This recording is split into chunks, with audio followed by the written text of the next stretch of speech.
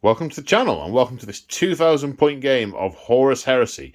It's Deathguard versus the Ultramarines.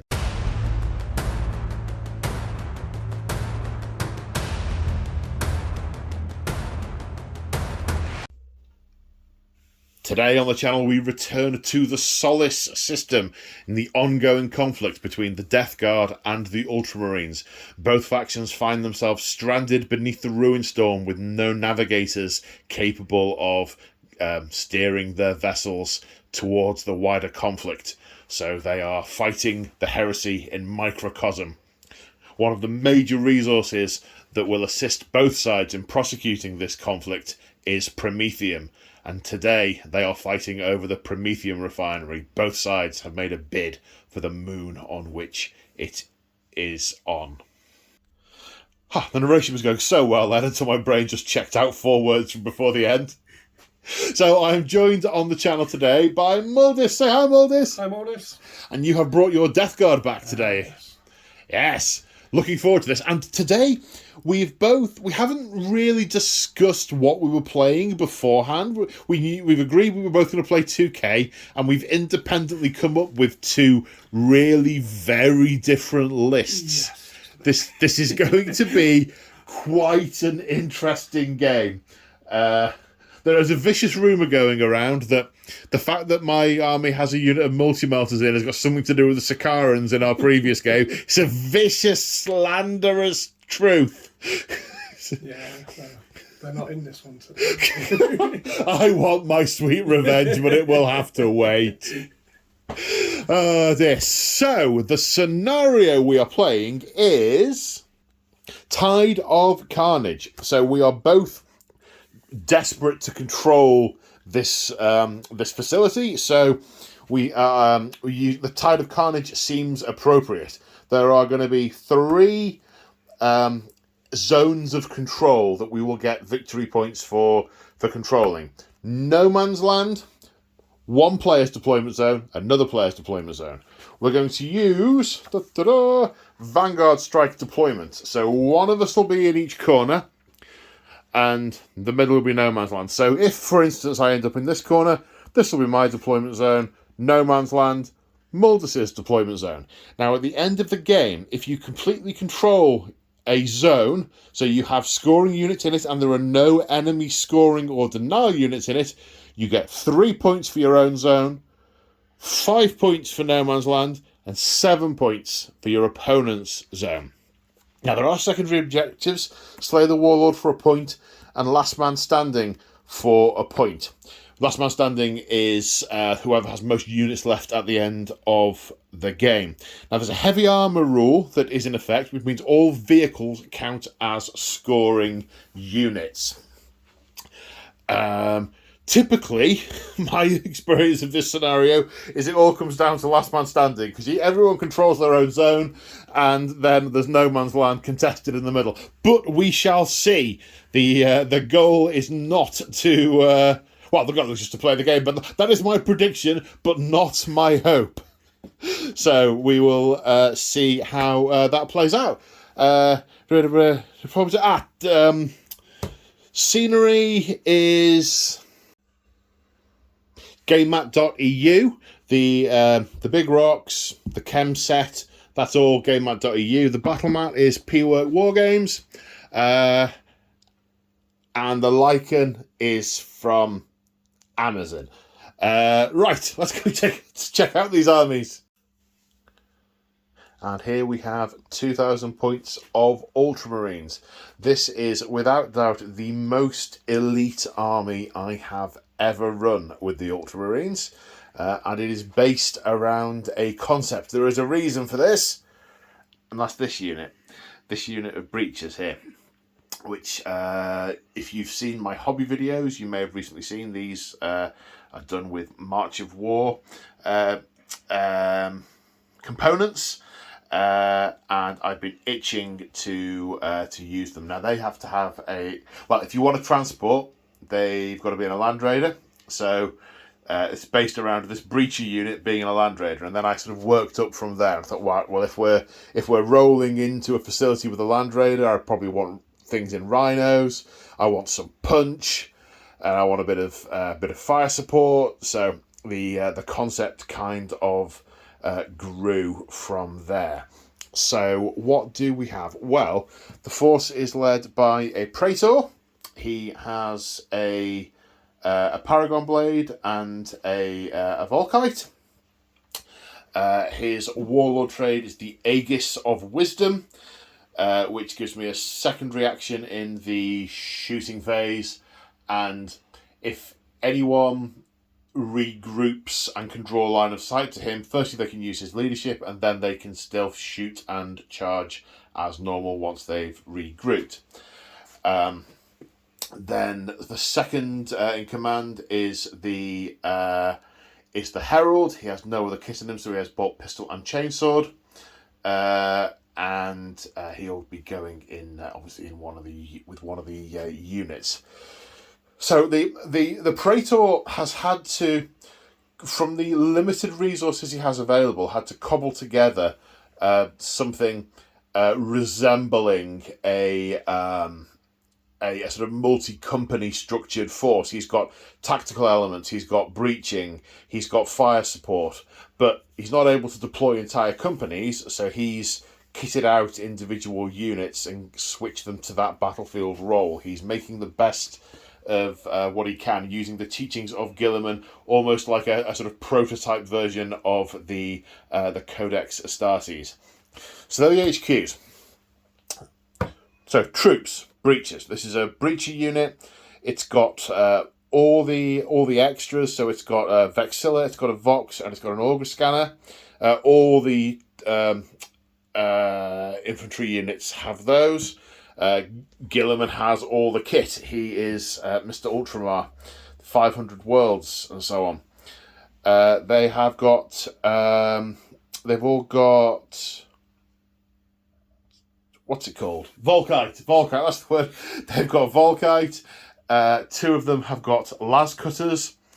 And the sergeant has a Thunderhammer. This is very much a pile out of a Land Raider, shoot something, and then run in and kill it dead unit. And the Praetor will be going with them. So that's one troop choice. The other troop choice is a 10-man tactical unit. Again, we've got Vox, Vexilla, Auger Scanner. The sergeant has plasma pistol, power sword, and melter bombs. They are in a Rhino with no upgrades. We then, another troop unit, but not line. We have a tactical support squad with melter guns. Deathguard are hard to kill. We need to kill them dead. So, I said melter guns. Did I just say melter guns? You did. Plasma guns. Plasma are blue, melter are red. They're in a Rhino with an additional pinnacle mounted Magna combi weapon with a plasma combi weapon. So they are troops, but they are not line. I only have 2 line units, these two. However, the Herald will make the unit they join line, so he will be going with the plasma team. We then have a heavy weapons team of 10.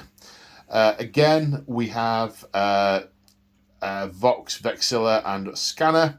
They all have multi-melters and are on a Rhino, which is equipped with a pinnacle-mounted multi-melter. We have one Contemptor Dreadnought, which has the Gravis Melter Cannon, Heavy Flamer in his fist, and Havoc Launcher on his torso. And that was the list I pulled together, and I had a spare couple of 100 points. I was going to go for a Scorpius and a third character, but I used a Scorpius in the last game. The other option was a Sakaran, but I'm having nightmares of Sakarans after our previous game, so I've opted for the Deredeo for a bit of long-range backfield punch. I normally flood the table with power armoured units, but because I started with the concept of wanting to use this and then build out from there, it's kind of evolved into an elite strike team. Obviously not elite in a Force Org chart sense, but in a heavily equipped with all the kit, get in there, hit it hard, kill it dead. Well, we shall see. Legion traits. Ultramarines have not unity of purpose, strength of wisdom. So if I fire at a unit, and then another unit models within 6 inches that then fire at the same unit get to add +1 to hit. So, for instance, if the Land Raider fires at a unit that these guys have just got out of, they'll get +1 for firing at the same unit. Same principle applies with all the transports. That's mainly how I intend to use that today. And my once per battle reaction is unity of purpose. When I'm returning fire as a shooting reaction, if I use unity of purpose, I can choose an additional unit to fire back with. And that is the Ultramarine list. Let's take a look at the Deathguard in about an hour and a half when Mordus has finished putting all the models on the table. And here we have 2K of gloriously painted Deathguard. So, it's a lot of bodies. It's a very stark contrast. The individual points per model, you're probably half what I'm on with all the upgrades my guys have got. Yeah. So, yes. So, we are looking at a Cataphractic Praetor. Yep. He's the Warlord, one assumes. He's going to be my Warlord for today, yep. And have you given him a Warlord trait? Yep, he's got the Blood of Barbarous. Okay. Which gives him and the unit he joins. So any rending, murderous strike, poison or flesh bane only takes effect on a 6+, regardless of what it says on your stat sheet. Righto. I think my Praetor's sword is murderous strike, so that might come into effect. Does he get an additional reaction with that? He does, yes. So I get an additional movement. Sorry, double check that. Additional shooting phase reaction there. Now, the only other character in the army, the only other sort of independently typed character in the army is the Apothecary. So we have an Apothecary. Now, these they don't look like standard Cataphracti. They've got sort of pipes coming out of their shoulders. What are these guys? So these are Grave Wardens. Right. Yeah, so these are a Deathguard heavy support choice. Heavy support? Yeah. Oh, wow. What do they do that's different to regular Cataphracti then? So they have the pipes on the back. Well, they basically get like a death cloud, which is a template weapon. Right. On there, which is poisoned. Right. So they've got a poison. It's like a poison grenade thrower type thing. Yeah. They have assault grenade launchers. All right. That's these things. Big weapons on the side there. We've got one with a alchemy flamer. All right, so that's going to be flesh bane, I assume. So flesh bane, yeah, but it gets hot as well. Oh right, okay. Okay, it looks like they've got power fists. And power fists. Okay, and looks like they're rocking Land Raiders at their dedicated transport. It is indeed, yeah. Okay, it looks like we've got Las Cannon sponsons and Las Cannons forward facing as well, and a Havoc launcher. Okay, we have a Contemptor Dreadnought with twin Las, and what's in his fist? Melter gun. Melter gun, standard choice, jolly good. This looks like a 10-man Volkite support squad. Yep. It's the heavy Volkite, is it? No, it's the Volkite. It's not the heavy ones. It's the next one. No, so the support squad can have one of two types of Volkite. They can have the Serpentia, which is the assault one, or they can have the Vergulite, which is the heavy 3 one. Yeah it's the heavy 3 one. Yeah. And it looks like we have a heavy weapons support squad with autocannons. Yeah. And I do like the way you've got the... I'm going to zoom in. The way... Where is it? Yeah, the way you've got the scanner mounted on top of the cannon on that guy. That's very nice. I like that. So they've got the scanner.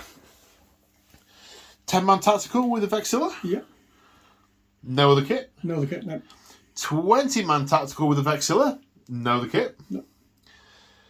10-man tactical with a Vexilla and no other kit. And then another 10-man heavy support squad with heavy flamers. Yeah, they're actually alchemy flamers. Alchemy flamers. And do they get hot as well? Yeah. Should be fun. So, what have you got in terms of your Legion trait and rights of war and all that kind of stuff? So I'm not taking a right of war. Okay. didn't seem to fit in this list. So. Okay, yep. My advanced reaction is Remorseless Advance. That gives you a feel no pain and you get to move? Yep. A 7-inch move, is it? 7-inch move, 4+ feel no pain, and I can't fail morale opening tests for that too. For that unit? For that unit. Nice. Now, your Legion trait, is that what lets Yeah, that's what lets me move and still shoot as if I'm standing. So you count as if you're stationary. Yeah. It also means when you're pinned, you can still move. Yes.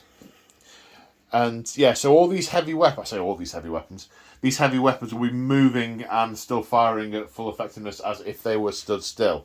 Your bolters will fire twice at full range as if you are stood still.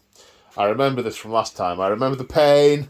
I remember it feel like I was just, with my bolters, I was throwing wet bog roll at you, and you were there like Arnie with a Gatling gun firing out of a window. Such painful memories. Okay, so we got your advanced reaction, your Legion trait, Warlord trait. Anything we've forgotten? I think that's everything. Yeah. Okay. Yeah. In which case, let's go on to deployment. And here we are after deployment. I won the roll-off, so I elected to deploy first and go first. I chose this deployment zone. My deployment was relatively straightforward. Land Raider in the middle, Dreadnought at the hip, Contemptor Dreadnought at the hip. Then going right, we've got the Deredeo with the tactical squad. Going left, we've got the Plasma with the multi-melter squad. I feel horribly outnumbered. And then the counter deployment from Muldis is Land Raider with the Praetor and the, I want to say Graveguard. Grave Wardens in the centre. Can pivot to go left or go right, depending on what happens in turn 1. We've then got the Flamers, the Tacticals, and the Autocannons on the left flank. Your left, my right. Then we've got tactical Dreadnought over here on the right. And yeah, I mean, you've marched into this installation to take it, and then the smoke cloud of my armoured spearhead. I didn't quite have the right things to make it an armoured spearhead, which I hope to build up to in the future. Yeah, my armoured spearhead is rolling in, and we're basically going to clash in the centre. Fortunately, most of the Promethean reserves are deep underground, and it's pumped up as needed. So it's very, very unlikely that we're going to blow the entire moon up by fighting over this place. Good. I was a bit worried with the amount of flamers I've got. Fingers crossed. Okay, so the big question is, are you going to seize the initiative? I'm going to try. Okay. Best of luck. Give it a go. Nope. No, okay. Ultramarines, turn 1. So at the end of the movement phase for the Ultramarines, turn 1, a bit cagey. With the terrain being what it is, not an awful lot is in range of some of the big guns, and the things in vehicles really not in range to razz them forward and get them out yet. So bit of a cagey start. So the Deredeo has moved sideways a bit to try and reduce the possibility of being last cannon from the Land Raider, and we'll be firing downfield in a minute. The Rhino is tucked in behind these crates. The general plan is for this to stay in my deployment zone and hold it. The Land Raider, I could have gone quite a bit further forward, but then I'd have just got countercharged by the Death Warden. Death Wardens? Grave Wardens.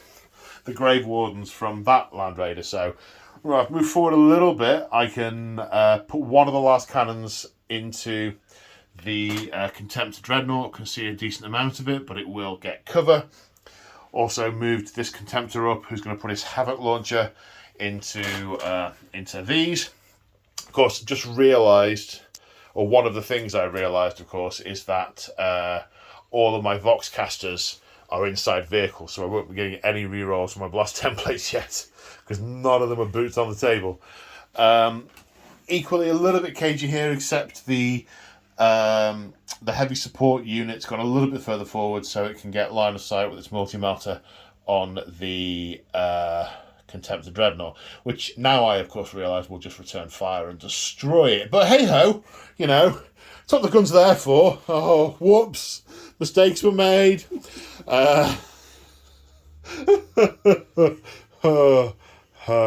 Yeah. Right, so, shooting phase. So, starting with the Deredeo, I am going to target the autocannon unit because they are the biggest threat to my light vehicles, and they can also wound the dreadnoughts. I'm going to overcharge it, so does it get hot? It does not get hot. So, I'm going to target the head of the sergeant, which hits. So, the autocannons are returning fire. I forgot to mention that a moment ago. So, we'll resolve that in a moment. There are 8 hits, which strength 8, AP 4, will wound on 2s, but breaching on 4+. So that's 6 breached and 2 armor saves. 6 up saves for intervening models though on the 6 that have breached. Is the normal saves first then? No, they both die.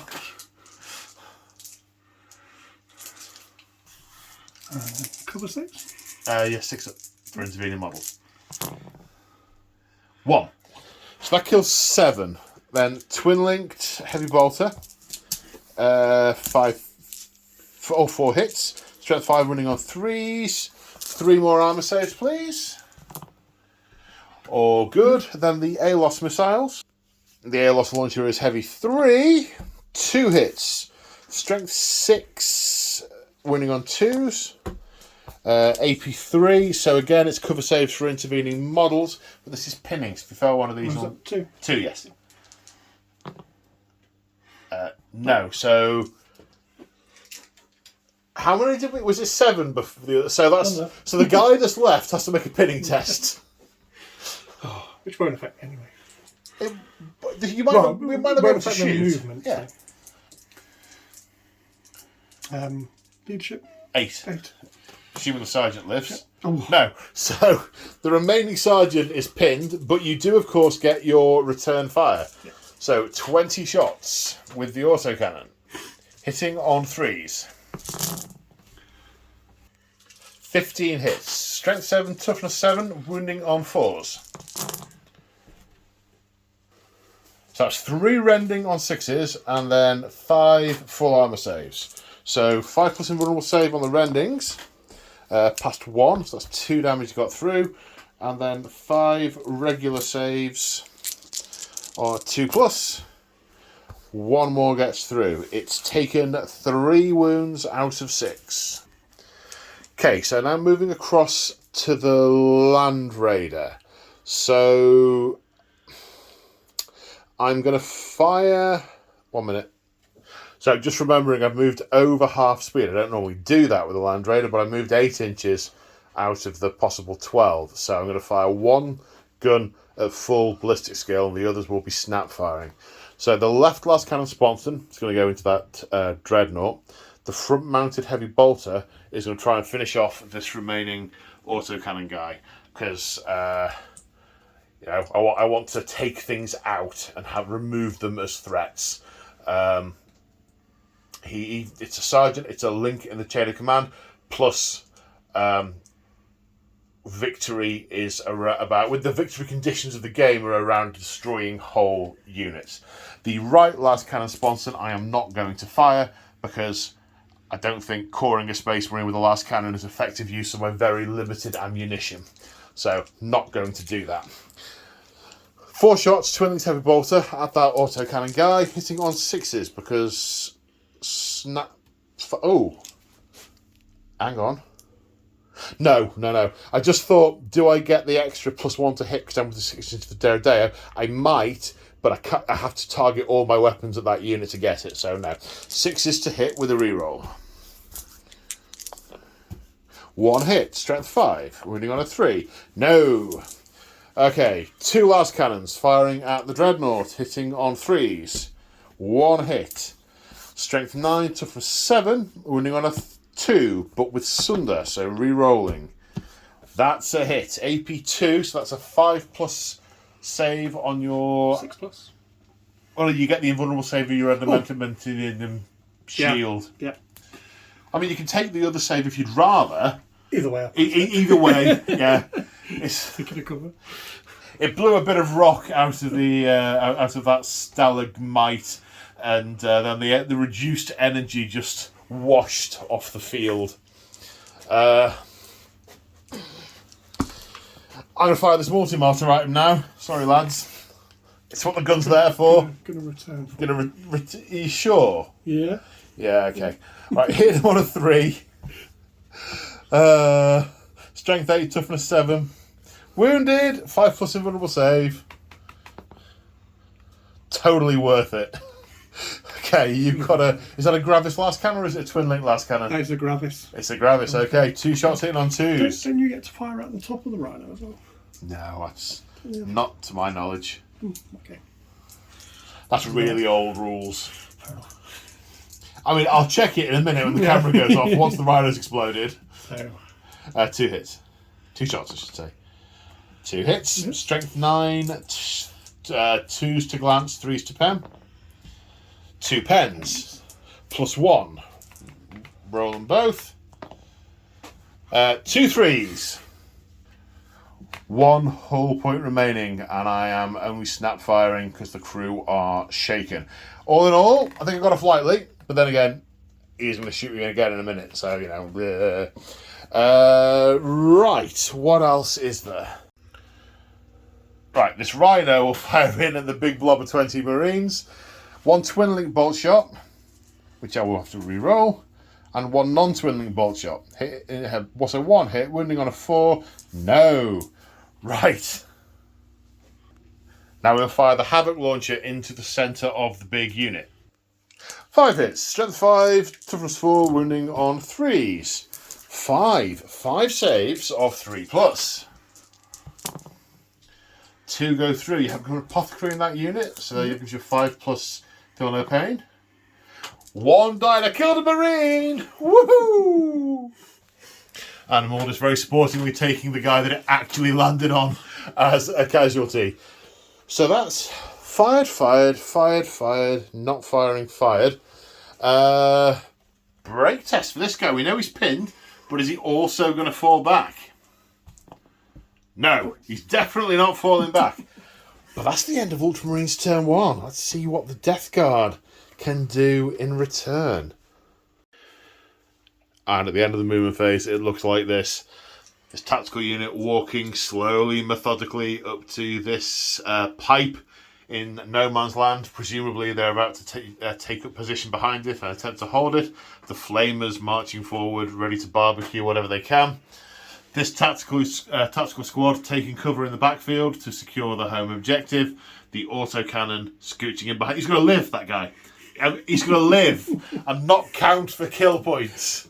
Then over here on the left, the large unit of tactical marines move forward, ready to start to put fire into things. My rhino reacted backwards, withdrew, and can now no longer be shot by the dreadnought. He recognises a bad idea when he's just had it. The dreadnought coming around the corner, which will presumably target this instead, or possibly even the Land Raider with his last cannons. The Deathguard Land Raider coming around the right-hand side of this building, your right, my left, and the Volkite Tactical Support Squad coming up behind it. So that's movement. What are we doing now? We're going to kill some rhinos. You're going to kill some rhino? Okay. Fair enough. So I totally forgot about that Land Raider.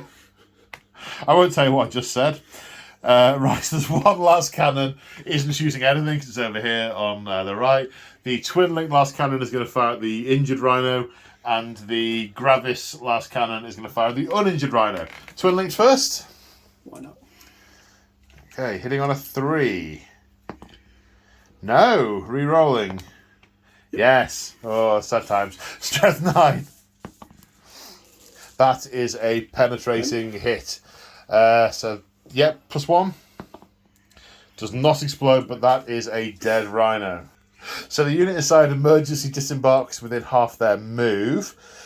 Checking the results in the book, I realised last turn when it was stunned, I should have taken a test for these guys to see if they were rattled, which they were, which means they would only be snap firing in their next shooting phase. I now that they've emergency disembarked have to take a pinning test, which they pass. So, but they are only snap firing next turn. Now, Gravis, 2 shots, hitting on 3s. No. Tragic, truly tragic. Maybe the Should we try that? maybe the explosion from here threw off the sensor array just a moment before it fired. Yeah. Maybe it tracked on a large piece of debris and missed the rhino. But Dreadnought, okay. Dreadnought's going to have a go. Yeah, 2s. Yeah, he got one. Yeah, 2s. He's a Dreadnought. Ooh. Yeah. Thank you. Strength 9. 2s to clads, 3s to pen. Okay, so pens. Okay, so it explodes. I can't remember how exploding works. Okay, D6 range on the explosion. It can't hit anyone. However, everyone inside takes a strength 8 hit. Which wound 8 times. Saving on 3. I have a horrible feeling I'm not doing that right. Saving on 3 pluses. That is cocked as hell. 2 die in the explosion. There's a herald in there. Still 2 die in the explosion. Now, I was just a bit confused as to whether or not... I don't recall ever seeing people make the roll to wound for the explosion, so I just got confused. But as far as we can see, it's a strength 8 hit. Therefore, you need a roll to wound and a roll to save. Disembarked would take a pinning test. However, the herald makes the unit fearless. So the pinning test is automatically passed. Although, it looks a bit hazardous. End of your shooting phase? You wish. Shoot. So we have the 20 strong unit, well, 19 now because one of them died, plus the apothecary, firing in at the plasma marines. They are returning fire. And do I want to use my super duper reaction? No, because the Deradeo can't see. If the Deradeo could see him, I think I would definitely be doing that. You count as stationary because you're a Legion trait, so therefore the Heart of the... No, not Heart of the Legion. It's got a name. Fury of the Legion applies, and you get a second shot each. The bolt pistol is out of range of the apothecary, so it's 38 shots, 19 times 2. Coming in hot. Mass reactives. Explosion death. We're not quite on the dice bucket threshold, but we're close. Okay, hitting on 3s.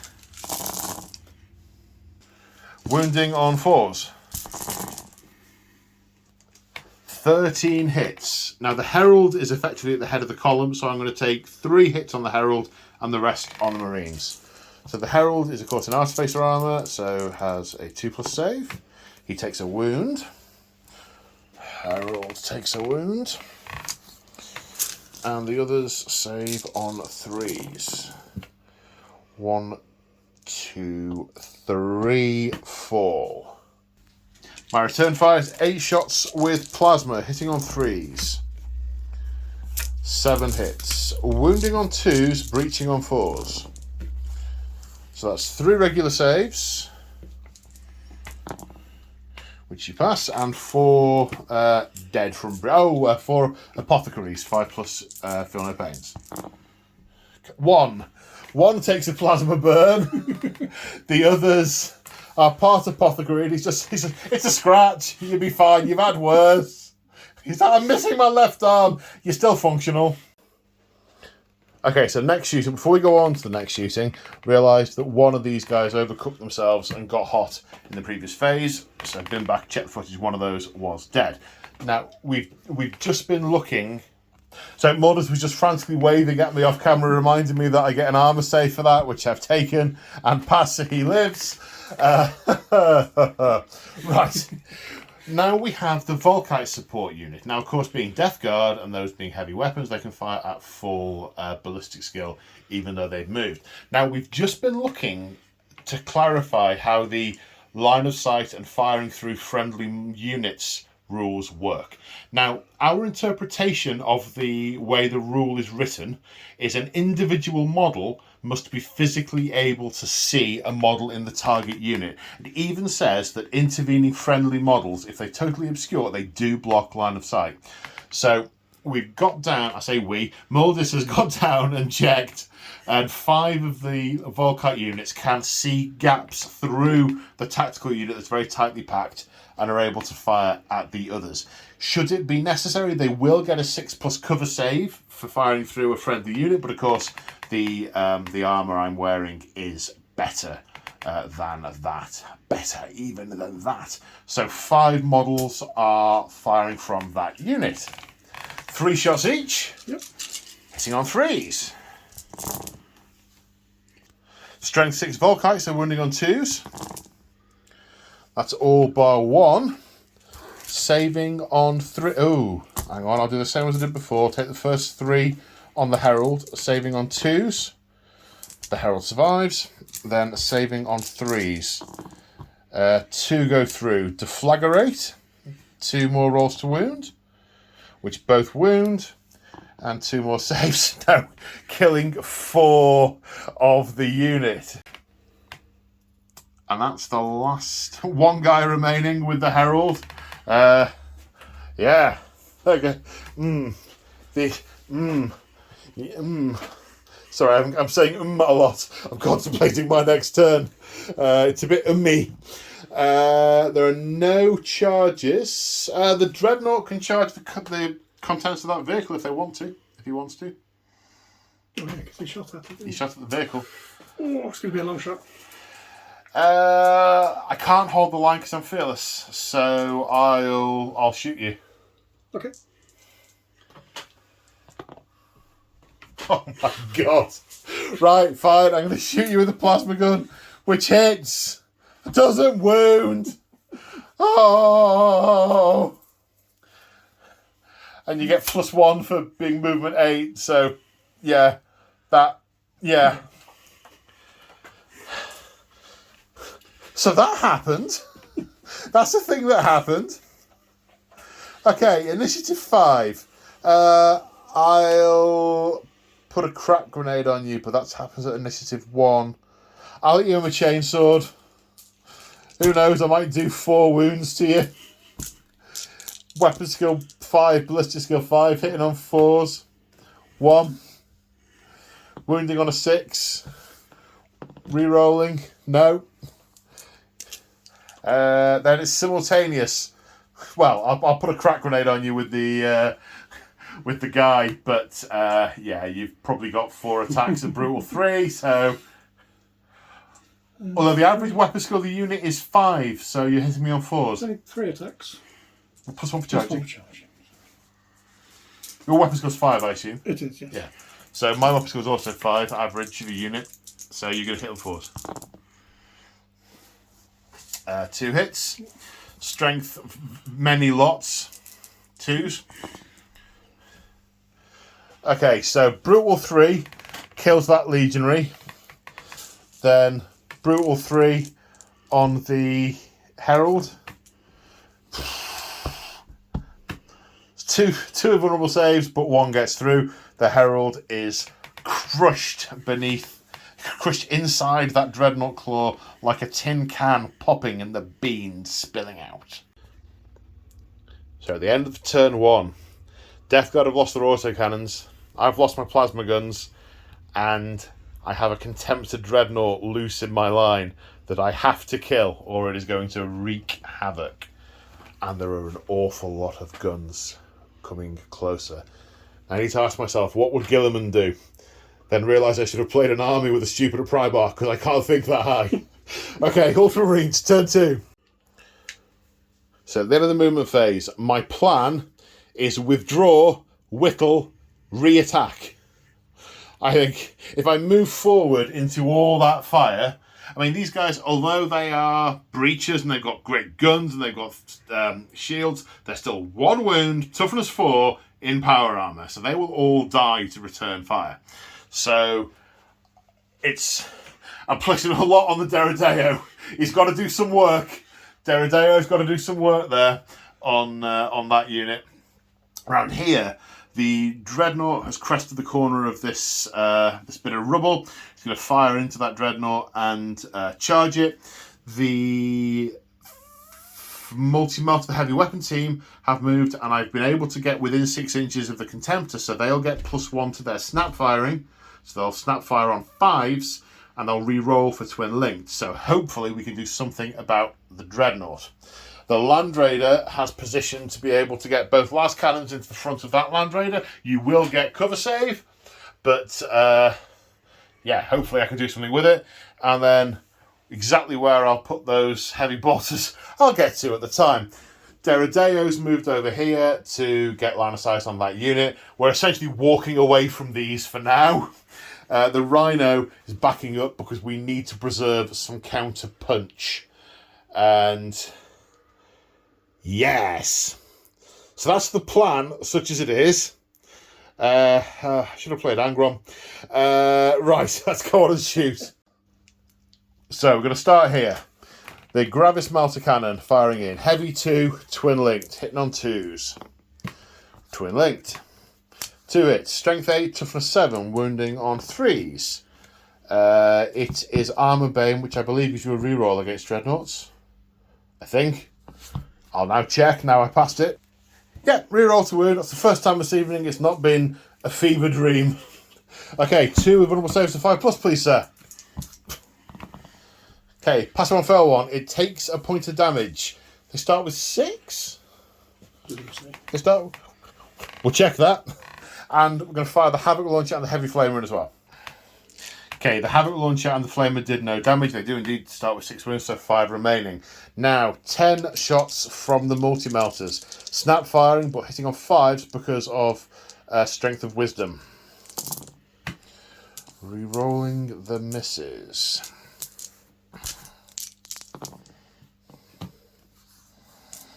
So that is a glorious 7 hits. Strength 8. Strength 8 wounding on 3s with Armour Bane. So that is 6 5+ invulnerable saves. Statistically, you're not dead. Statistically, you're not dead. 6 5+ invulnerable saves. What could possibly go? You see, you only took 4 damage. You're fine. You got 2 wounds left. Now, the ironic thing is... The ironic thing is that when we then fight in combat, we'll attack simultaneously, and you'll probably blow me up as well. So, you know, it's all good.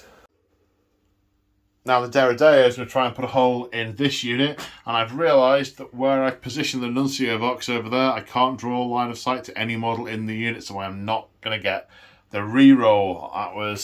That was bad planning, Paul. Very, very bad planning. It doesn't matter, though, because it's going to get hot.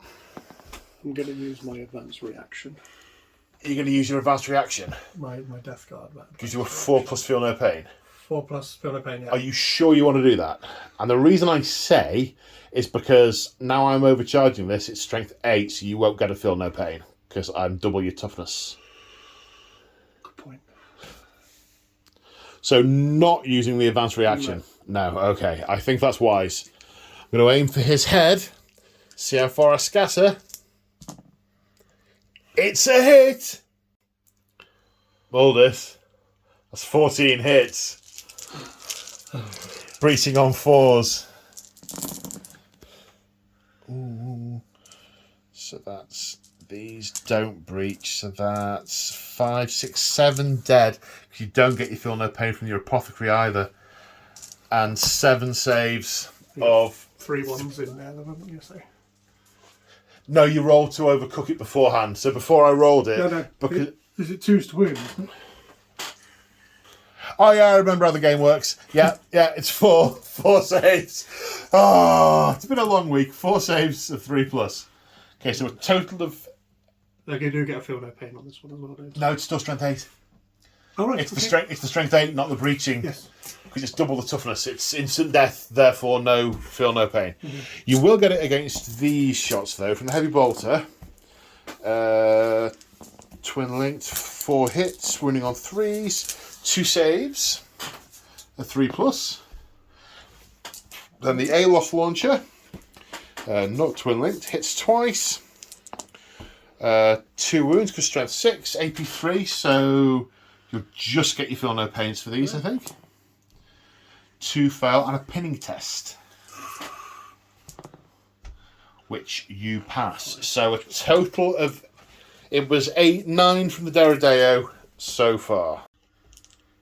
Now the Land Raider is firing. I'm going to put the heavy bolter rounds into this unit because it's a defensive weapon and I can target a different unit, and the 2 last cannons into the Land Raider that will get its cover save. Heavy bolter first, hitting on 3s, twin linked, running on 3s, 2 saves, please, sir. Apothecary. Yes, okay. Right, 4 shots with the Gravis last cannon, hitting on 3s. 4 hits. Strength 9 sunder, 5s to glance, 6 to pen, armor 14. 1 glance. 3 rerolls, 2 glances, that's 2 hull points, so it has 3 hull points remaining. Now my Dreadnought is charging the enemy Dreadnought, who is holding the line. And come at me, bro, or words to that effect. And it's a morale test for hold the line. It's fearless, automatically passes, so if I succeed, I will be disordered. That's a 4 plus 1 for my movement. And a tape measure now. And I am just over 5 inches away. It is a failed charge. Oh, that means I surge forward. So I've surged forward 2.5. It's an edgy combat. It's feints left, feints right, targeting blips everywhere, alarms going off. Well, no, none of that. It's just not happening. And that's the end of the turn, apart from, we just remember the leadership test for these guys. And they fail. So they fall back. Are you going to use your Vexil to make it 1d6 inches, or are you going to fall back the full 2? No, let's go that one. Okay. Fall back 4 inches. And that is the end of Ultramarines turn 1. And we go straight into Deathguard turn 2. You might as well try and rally them now. They pass. Yep. They get to move their initiative, but move no more. And I said Ultramarines turn 1. I meant Ultramarines turn 2. We're in turn 2. This is very much turn 2. So at the end of the movement phase, it looks like this. The flamers are getting closer. I don't know how long I can leave them for. This tactical unit is made as the barricade and firmly ensconcing themselves in no man's land. I don't know if I'm going to have enough turns to shift them, assuming I am alive. These guys are all staying put. Over here, the Volkite squad moving forward, taking the place of the... I don't want to say scared.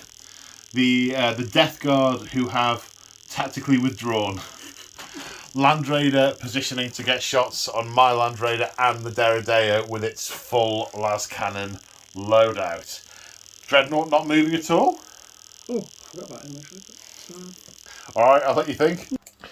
Staying put. Okay, where are we starting the rootin' tootin' shooting phase?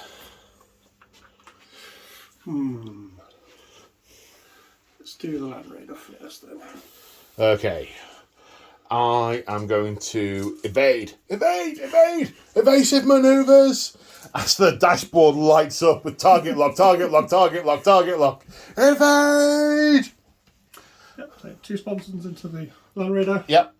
Hull mounted into the Deradeo. Yep. Havoc launcher onto the motor squad. Okay. Right, which are we doing first? We'll do the sponsons first. Okay, sponsons. Hitting on 3s. 4 hits. Strength 9, so 5 to glance, 6 to pen. Can I have that again? 1 pen, 2 glances with Sunder. re-roll the 3. Oh. Yeah. 3 glances. Okay. Right then. My evasion. Do I evade the pen? No, that's the one I wanted to evade. Do I evade any of the glances? I evade one of them. So, damage from the penetrating hit, +1. 3 is 4, which is crew stunned. Right, so I ignore the effect of the snap firing because of the reinforced subtype, but still take the can't move or pivot effect next turn. Okay, right. The twin last cannon is Deradeo. Yep. On a 3. Twin linked. Misses. Then the Havoc over here. 5 hits after the scatter rolled. Winning on 3s. 2 saves of 3+. Passed. So that's the Land Raider done. Volkite. Okay, who are the Volkite targeting? I'll be shooting at the Melter Squad. The Melter Squad, okay. So the Volkite unit firing into the heavy weapons. There's a wreck, there's a dreadnought, there's another unit in the way. Of the 10 models, 7 can draw line of sight. So that is 21 shots hitting on 3s. 15 hits, strength 6 hitting on winning on 2s. Saving on 3+. 3 fails, 3 deflagrates. 2 more wounds.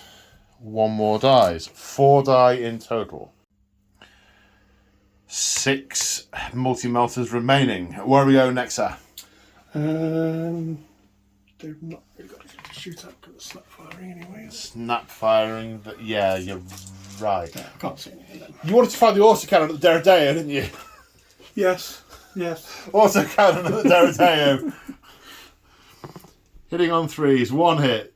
Winning on a 4, you want a 6. Nice big 6. 4th, 2+ save. Makes it. Is that it? I think that's all she wrote. Is that your whole turn? Oh, no.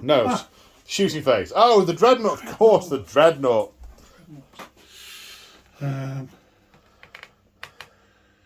know what's going to happen here, don't we? Yep.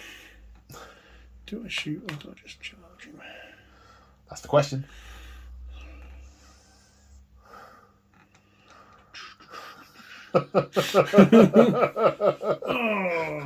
Oh, the agony of choice. So, a little while later, what was the decision, Maldis? We're going to shoot. Okay. See how this goes. Well, I'm going to use Unity of purpose. So, I'm going to shoot you with him. This is my special once per game. Can I change my mind? I'm going to shoot you with those. With the multi-melters as well. Who are only snap firing. Yeah. Okay, but you get to fire first. Yeah. Sure, so I just left that. Never mind. No, that was the right thing to do. Yeah. 2 hits. 2 hits. Winning on 3s. 2s. So 2 5+ invulnerable saves. Fail them both. I take 2 wounds. Now, the Meltagun. Meltagun, yes. Hits. Wounds. 5+ invulnerable. No. You know who's making all the 5+ invulnerable saves today? You! And I've gone the wrong way. I've gone up, not down. Right. Okay, right. Gravis. 2 hits. Wounding on 3s with Armour Bane. Right, 1 5+ invulnerable. This is why I fired the other unit. Oh. So that's 1 damage there. Right, now. 4 multi-melters. I'm still only hitting on 5s. But I'm re-rolling, and I'm getting I'm getting +1, but I'm re-rolling for twin linked. So 3 hits, 4 in total. Winning on 3s with Armour Bane. 3 invulnerable saves. And if that doesn't work, I've also got the Flamer and the Havoc Launcher off the Dreadnought. No, he does die, but how big is the explosion? Just an inch. Whew. Well, that went according to according to plan for me. Well, I took some wounds off your dreadnought. Not so. Well, this is true. This is true. This is true. I mean, I was going to overwatch you on the way in, but the risk from my perspective was to not kill it on the way in and lose my dreadnought as well. Okay, so that kind of worked. End of the shooting for and hang on. End of the shooting phase. I should have taken a break test here. Which I passed. Good. Whew, phew. Is that the end of Deathguard turn 2? It is, yes. Okay. Ultramarines turn 3. Right, at the end of the movement phase, we are basically just lining up and get a gun line and they're waiting to see before. These are Perturabo tactics that we're employing here. Okay, what have I done? Not a lot. That can't move, but it can shoot. Deradeo wants to stay where it is because it's still going to be shooting up there. I also want the option to put some shots into the Land Raider if I don't kill the Land Raider with other guns. And that's tomorrow's problem, the Heavy Flamers. Although I have brought the Rhino up, and the Heavy Flamers can technically hurt the Rhino. But if I don't lose the Rhino, then next turn I can get out and try and rapid fire into the Heavy Flamers and hopefully stay out of Flamer range when I do it, if I'm alive. But autocannon and Heavy Flamers coming here, maybe. I think I'm probably okay there. Need to take out that Land Raider before it dismantles my Land Raider. So the Dreadnought is surging forward. He will do one of two things. If it's still alive, if the Land Raider is still alive, which has how many wounds left? 3. 3. If it's still alive after the Land Raider's fired at it, it'll put its Gravis melter cannon into your Land Raider. If it's not, I have options to go in with the Dreadnought and with the Deradeo to try and finish that Land Raider off. I want it dead. We hate it! That said, I suppose I could have pushed these up here as well to get more multi shots on, but I'm not. I'm out of Armour Bane range there. So I've pulled them back this way and they're going to come around the side and hopefully score no man's land. Or they're a backup for if I don't manage to take out the Land Raider. I should have gone that way with them. But then again, they'll be instantly destroyed by enemy fire. That's what I've done. That's what I'm sticking with. First thing I'm going to do, however, is it the first thing I'm going to do? Because if I fire the Dreadnought at the Land Raider and just at the Land Raider, then I'll get +1 to hit with my Land Raider. No, don't be silly. Don't be silly. 4 cannon is the wrong tool for the wrong job. The Land Raider is firing first. Last cannon's into the enemy Land Raider. Heavy bolter into the Volkite team. So, heavy bolter first. Really? Really? You did it that way around? I hate you. Right now, wounding on 3s. 3 saves on the Volkite unit, please. Sorry, 4 saves. I do apologise. Cool. Okay, takes out 2 of them. Now, 4 las cannon shots at the Land Raider, hitting on 3s. That's 3 hits. Strength 9 with Sunder. Ooh, 2 pens and a nothing. So, roll for damage.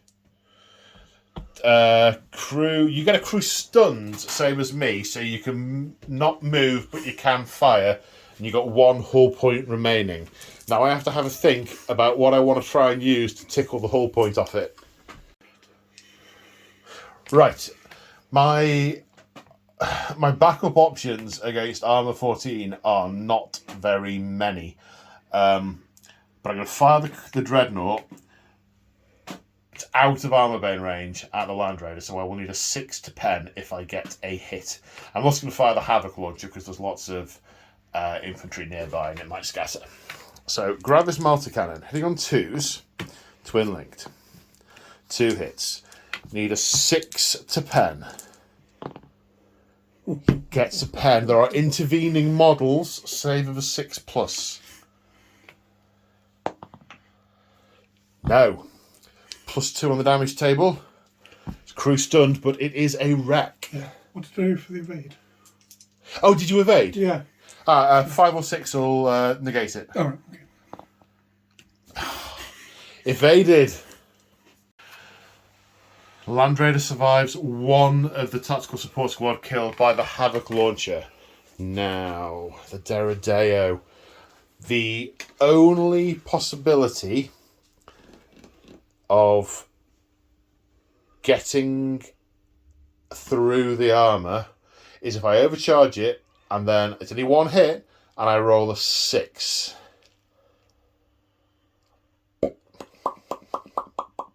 I mean, it's a long shot. But I was probably going to shoot at that Volkite unit anyway, so I'll just put the template so it clips the Land Raider. Huzzah! Okay, so firing the Deradeo at the Volkite squad, which is its target anyway, but I can cheekily put the template on the guy in the middle at the back and it gets the front tracks, both tracks. It's a good centimetre of the Land Raider. It's not just, a tiny, tiny, tiny bit of it. It would get the Land Raider, everyone in that unit, and 1 in this unit if it's a hit. But the rest of the weapons going into the support squad. Now, you are returning fire against the Deradeo, are you not, sir? I am, yes. In the hope of plinking some wounds off it. First thing is, does the Deradeo get hot? It does not. I still don't have line of sight to a Vox unit, so I might miss. I miss quite a lot. 6 inches that way. We need to measure this. So I don't hit anyone in that target squad, but I hit all of that tactical squad. Of course, my other fire from the Deradeo will go into the support squad. So 10 hits against the tactical marines, breaching on 4s. 4 breach, so 4 die. I remember this time 1 stone wound. 4 regular saves from the other tactical marines, 3+. 1. No, you don't feel no pain because strength 8. So 5 die in total from that unit. Then into the Volkite squad with the heavy bolters. 4 hits. 4 wounds. 4 saves, please, on the Volkite. 3 more of the Volkite die. Then the Alos into the Volkite hits 3 times. Wounds twice. Kills 2 because they're AP 3, and then pinning. Not pinned. So the Alos utterly devastating the infantry there, but the Volkite are firing back. 21 shots, hitting on 3s. 19 hits, wounding on 5s. I can see 1, 2, 3, 4, 5. 5? 5, yep. 5 saves of 2+. And he has 3 wounds left. Could take him.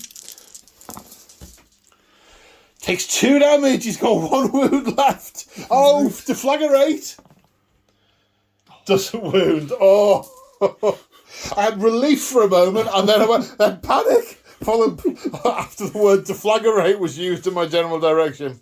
It's like, how rude. Right.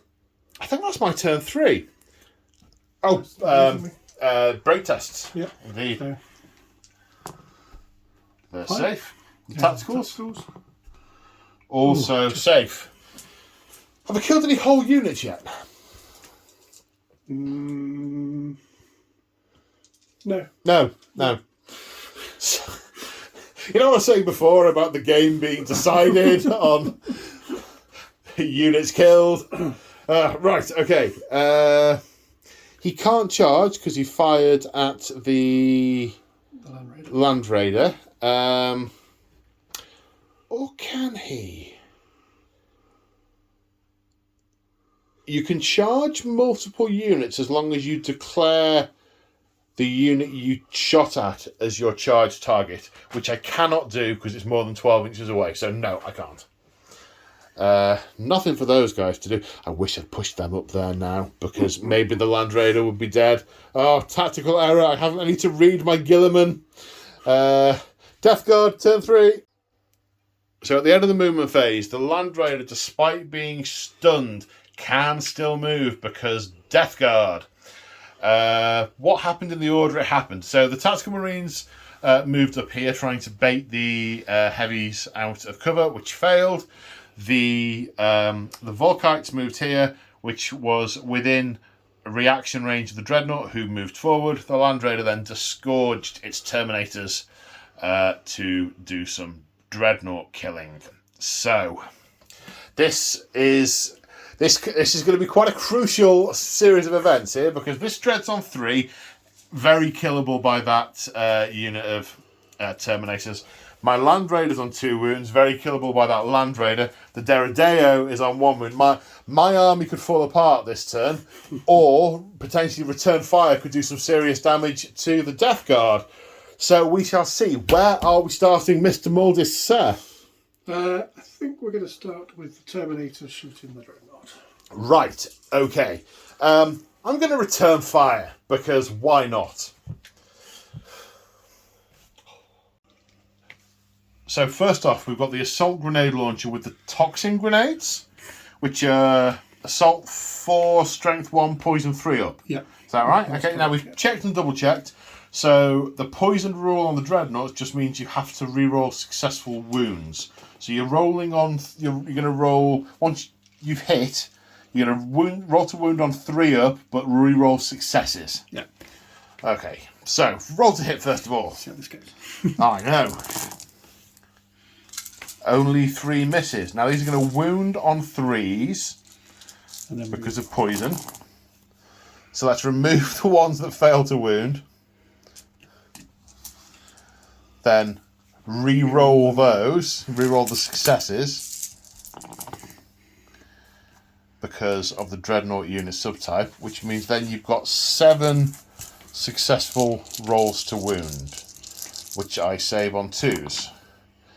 I get a 1. Some of the toxin has leached through my sarcophagus and damaged my flesh parts, which kills me.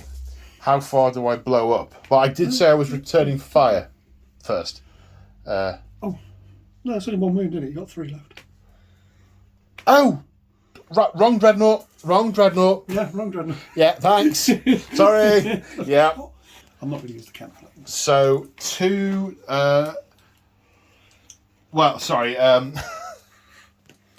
Right, sorry, bit of confusion there. I'm clear now. So 3 of the Death Cloud, that's these funnels. They are flamer weapons. Oops, so 3 of them are going to hit the Dreadnought. This guy electing not to use his Chem Flamer because it gets hot and it's not that likely to kill the Dreadnought anyway. So 3 hits from the Death Cloud, and they do what? The Poison 3+. Poison 3+. Okay, so similar to before. Okay, so... nothing. No wounds there. Any other guns from that unit? No. Right, okay, so I'm going to fire back. So first off, my Gravis is hits twice. Toughness is 4. Yeah. Still. Wounding on 2s.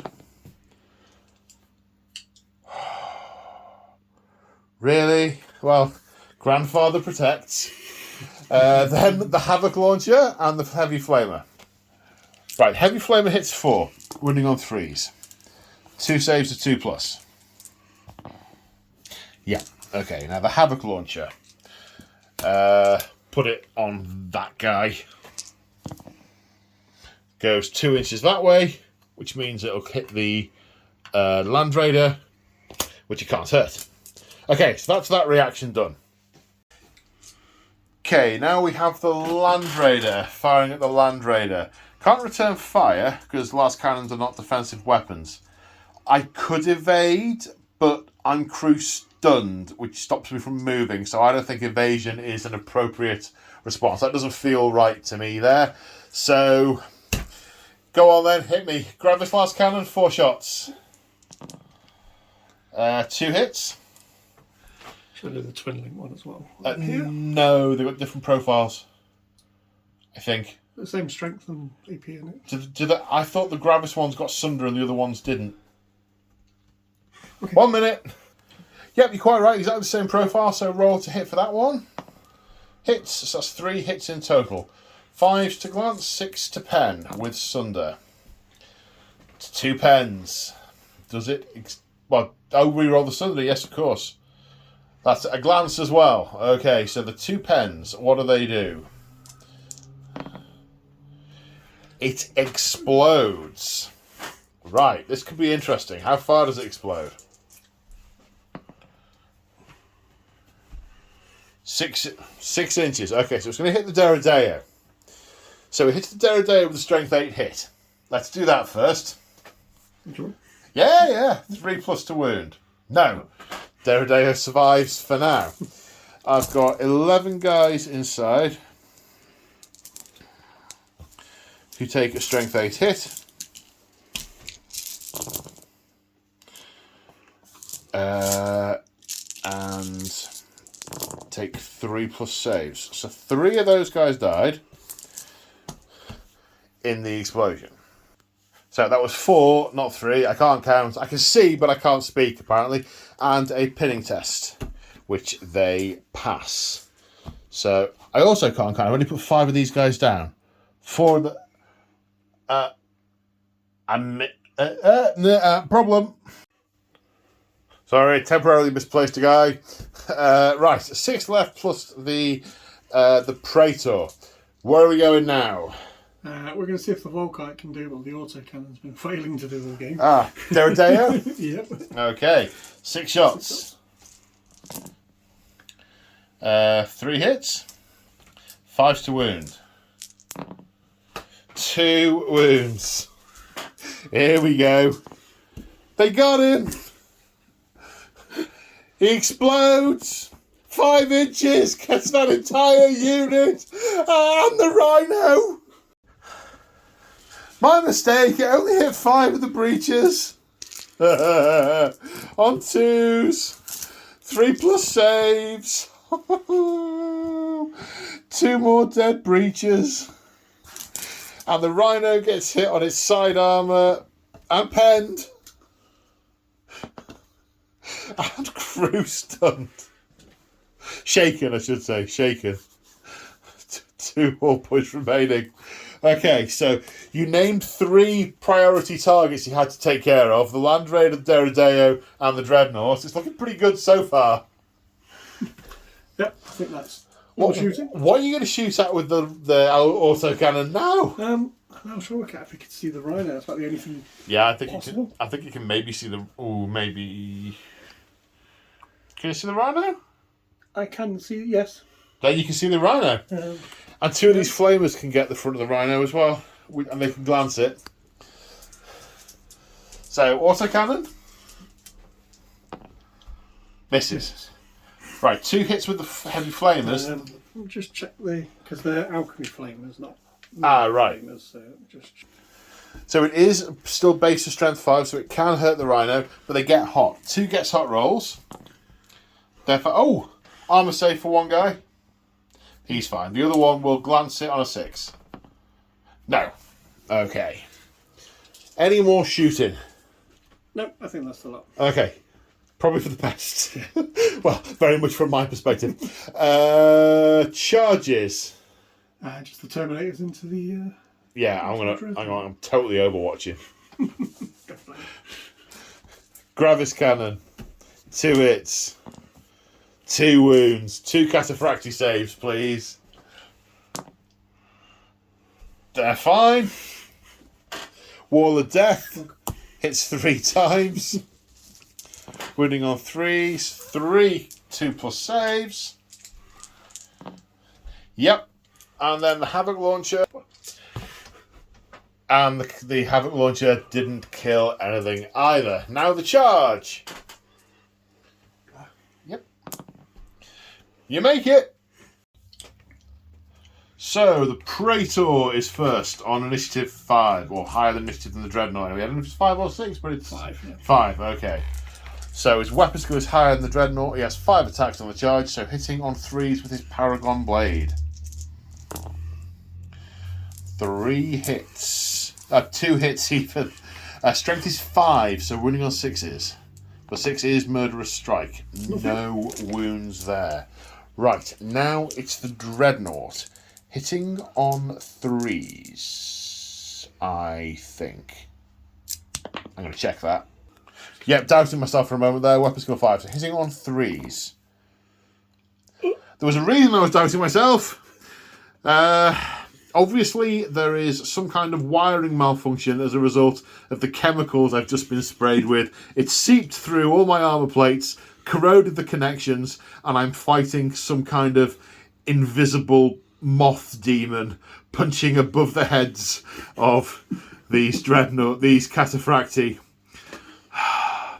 So, you got 10 power fists.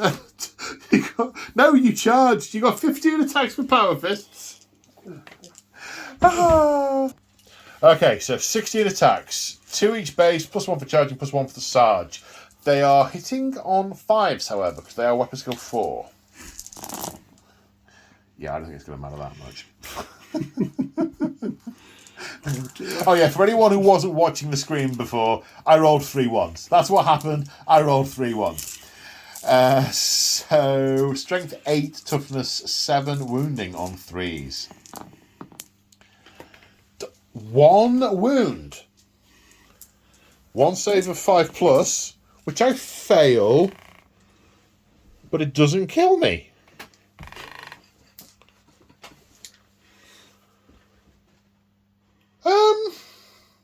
Okay. Yeah. Fair enough. Although I had imagined I'd be able to move my breeches round the corner and shoot you to death and then charge, which I can't do because you're in combat with the Dreadnought. But I'll take it. I'll take it. God, what am I going to do now? Is that the end of your turn? That is the end of my turn,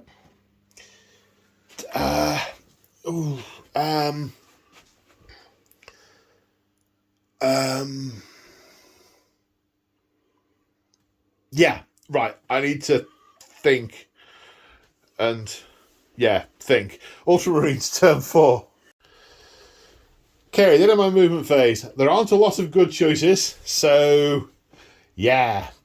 So this unit has watched that heavy flamer unit walk across the table. They've been explicitly sent up here to deal with them, so they have stayed out of flamer range when disembarking. I feel no compunction whatsoever for having measured it. These are Ultramarines and they know what they're doing on this occasion.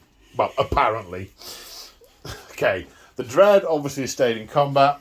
The range of the Lascutters, which are strength 10 and AP 1, is only 8 inches. So I wanted to ride a Land Raider up, get out, and then use it to cut through the hull of something, but alas, was not the case. They've moved up. I don't know exactly what I'm charging with them yet, or what I'm shooting at, because these guys have come around here, and I'm going to try and get the last wound off that Land Raider. And then, if they don't manage to get the last wound off that Land Raider, I'll have a little cry and then decide what to do in the centre of the table. So, let's start with that. That is... What that's doing there. That's 6 multi-melters. Shall I evade? Yeah, if you want to be that guy. Sorry, we've been having a lot of banter in the room where the camera's been turned off. No, evade is exactly the right thing to do against the multi-melter shots. Absolutely. Okay, heading on 6s this time because I haven't got the +1 to get from anywhere. But it is twin linked. 1 hit. I need a 6 to pen. To glance even. Oh, so close. 13, which is less than 14. But it has reacted and can't react again. But conversely, it's still alive, which, bad for me. But then again, what's it going to do? Kill 3 Marines or a Rhino? Right, let's think. I'm going to do the easy bit first. Rhino is going to shoot at the flamers. 1 hit, twin linked. 2 hits, no wounds. But that activates my +1 to hit. So I'm going to get 1 plasma pistol and 18 bolter shots. Plasma pistol, just watch it explode in my hand. No, it hits, huzzah! And breaches, so that kills 1. Hooray! And then 18 shots. If I'm really lucky, by the end of the round, I might have killed a unit.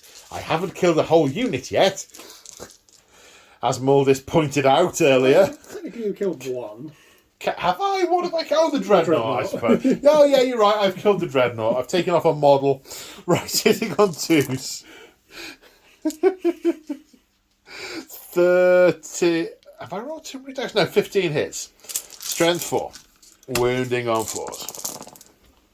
Okay, 1, 2, 3, 4, 5, 6, 7, 8, 9. 9 saves, a 3+, please, sir. 1, 2, 3, 4 die. Plus the 1 from the plasma pistol. Okay, decision made. I'm going to try and kill the Praetor. Not shooting anything. I'm going to charge. But the Death Wardens have a cloud of toxic goo, which means you always count as disordered. So I am going to lose some of my charging attacks. But either way, I have to make the charge first. Which, 5 again, but I think that's going to do it this time. So, successfully charged, and my Praetor has issued a challenge to the enemy Praetor. Face me, you traitorous dog. I will accept. You should, look, I have to turn around and you can face me. Yeah, okay. So, we're both going first, and we're both simultaneous with the same stat line and the same weapon. Same number of, same everything. Except your murderous strike will affect me, but with your warlord trait, my murderous strike won't affect you. Oh, no, it'll still affect me. It's just on 6s. Which rather than anyway. Oh, right, okay. Yeah, it just makes everything on a 6. Oh, splendid. So we are entirely even. Yeah. So, should we do me first? Go ahead, yeah. Okay. Hitting on 4s. No. Your go.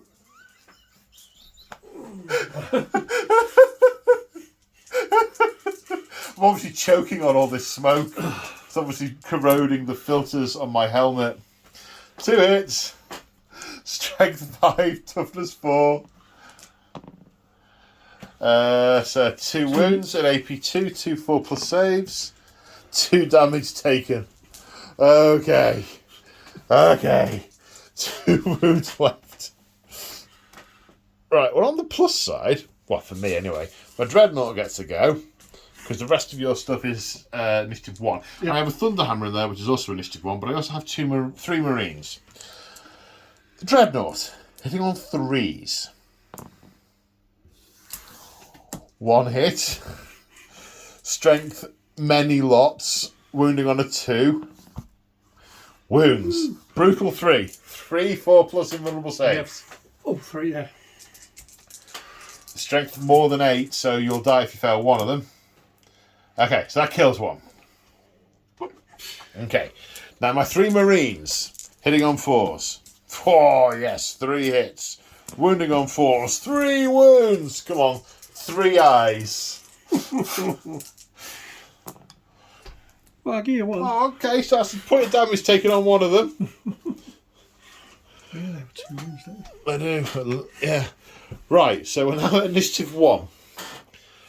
So, you got 4 Terminators against the Dreadnought, or are you going to put up to 2 can go into I'll do 2 into the unit, and then 2 into the Dreadnought. 2 into the unit, 2 into the Dreadnought, okay. Yeah. My Thunderhammer is simultaneous, but we'll do yours first. So 2 attacks each, so 4 attacks into the unit. Yeah. Hitting on 4s. Sorry, pointed the camera in the wrong direction there. Okay, killing, the wounding on 2s because I have breach shields. Okay, 2 5+ saves. No, kills 2 of my guys. Nearest 2, let's say. And a 2 into the Dreadnought. 4 attacks to the Dreadnought. You're hitting the Dreadnought on 5s. 1 hit. Ooh, that's what I need.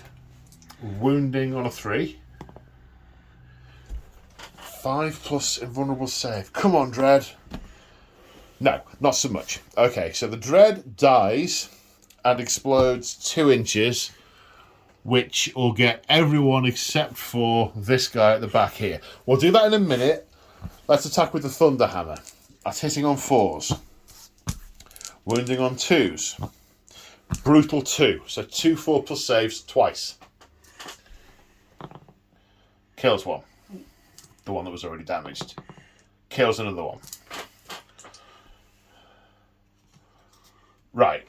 So, your Praetor wounded on a 2. Yes. My Praetor wounded on a 2. No. Your Praetor, 2+ invulnerable save. Don't fail this. 2+ invulnerable. 2+ save. Yes, you're fine. My one guy is wounded. Yes, he is. He'll save on a 3+. Yes, he will. Your 2 Terminators are wounded. 2+ saves. They're also fine. Who won this combat? Hang on, this is going to take a pencil and paper. So the Ultramarines win the combat by 1. 3 Terminators were killed, which is 6 wounds. 1 wound off the Dreadnought. 2 of the Breaches. 2 wounds off the Praetor. Is 5. So I won by 1. Is your guy fearless? Just having a look now. Terminator armor gives you stubborn, though. It's not called stubborn, it's called something else with Terminator armor, but it's the same effect.